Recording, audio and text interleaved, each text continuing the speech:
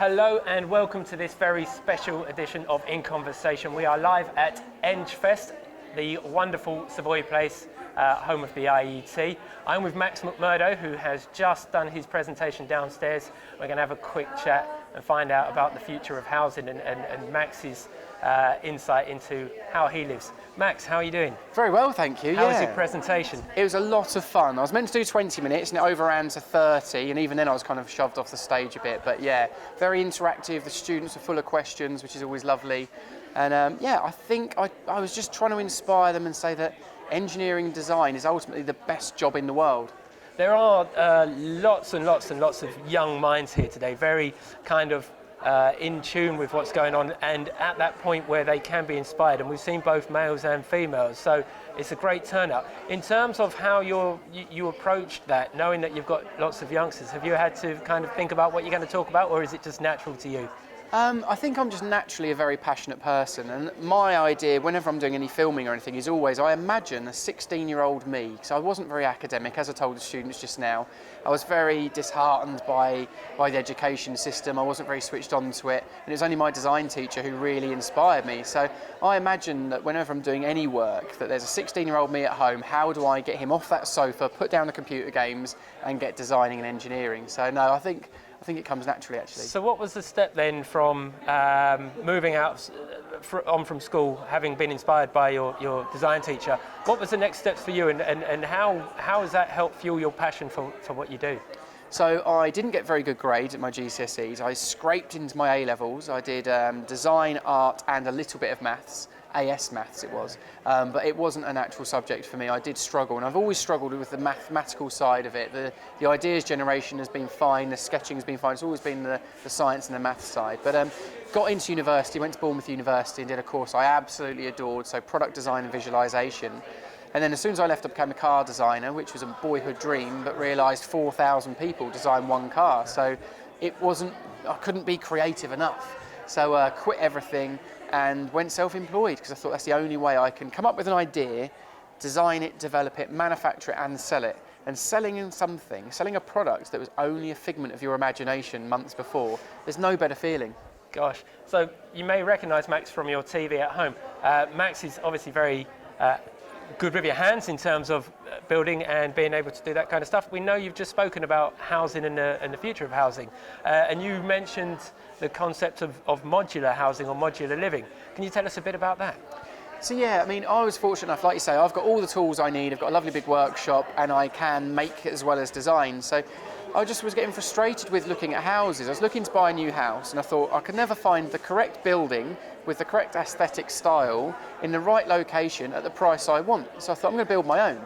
Now, building on land is difficult. You've got planning permission, you've got development issues and such like, building regs as well. So I actually got a plot of mooring at my local marina, put a concrete pontoon on it and built a 40-foot shipping container home, and put a wall of glass. And my main aim, I think, main ambition was to show that just because you're doing something cheap, it costs 47 grand, that you can still have a very stylish, aspirational, beautiful, contemporary, upcycled home. So yeah, I get frustrated, and this is what I spoke about with the students, that the house brick, I think, is such an outdated way of building. It's porous, you can't cut them properly, they chip, they splinter, they absorb water, you have to make up sand and cement to stick them together. The Lego brick is a far superior product. So I think modular building, being able to grow and expand your home, being able to shrink it when the kids leave home, being able to move it. I might be taking my house to Kenya in 8 weeks' time to go and work out there for some time. You think, why would I rent somewhere else? Take it with me. So put it on the back of a lorry, it's got 4 lifting points, off I go and do my work in Kenya, and I've got my home from home. So if you're going to be moving your home to Kenya, is it safe to assume you have to bolt your furniture down to the ground? I don't know what I'll do, actually. It's a very good question. It was never designed with that in mind, so I'll probably shove it all in one corner and pack it full of, I don't know, suitcases. The best. Yeah. Don't corner too fast. In terms of the future of housing, do you think that this concept is something that perhaps someone like I can do? Now, obviously, you're very hands-on. I perhaps not so. Is this something that I could adapt, something that I could do? Yeah, I think everybody's creative. So a lot of people say, oh, it's all right for you, you've got that sort of mind. I think when we're children, and even going into your teens, we're naturally very creative. Look at all the toys we play with. Look at things like building blocks and Lego and stuff. So I think we are naturally creative. The human being is naturally creative and gets a lot of joy from it. And I walk around these shows that I do, and I drive around in a double-decker bus that's a workshop, and people come on board and they all leave without fail saying, I used to love this when I was 16. Then we leave school, we think we have to go and get a suit and be professional and be boring, and we forget to have fun with designing and making. So everyone's got the creativity. Whether or not everyone's apt enough and capable with their hands is another matter, and I think that is experience, to be fair.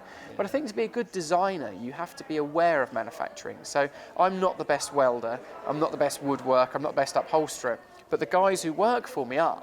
So I, as the designer, have to be, as I'm sketching something, aware of how it's going to be made. Because I could sketch the most beautiful concept in the world, but if nobody can make it, there's no point really, is there? It's okay pushing them, and quite often with small space design, my job is to be a pain in the bum for builders.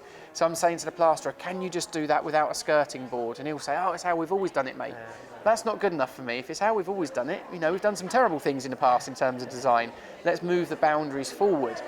So I think as a designer, you have to be aware of all of the skills and the techniques, but not necessarily do all of them.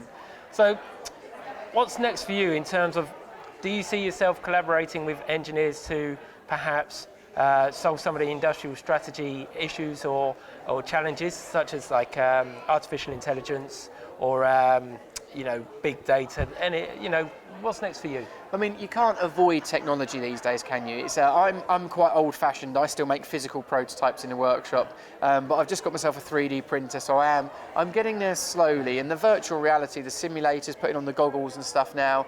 I'm starting to use Google SketchUp, a free piece of software online, because a lot of my clients, they don't necessarily see in the 3D. Yeah. So 3D models and stuff are fantastic just for showing other people the intentions in your head. Again, something I just said to the students 10 minutes ago was, a sketch isn't an important drawing, it's just a way of getting the concept from your brain into other people's brains. And artificial intelligence and Google SketchUp and all of these wonderful technologies, I think, just enable you to do that in a much more efficient way. Max, it's been really insightful. Guys, please feel free to leave your comments below, certainly in terms of modular housing and what your thoughts are, and whether you've got any examples of anything that you know of where people have done similar. It sounds like they're having a great time here.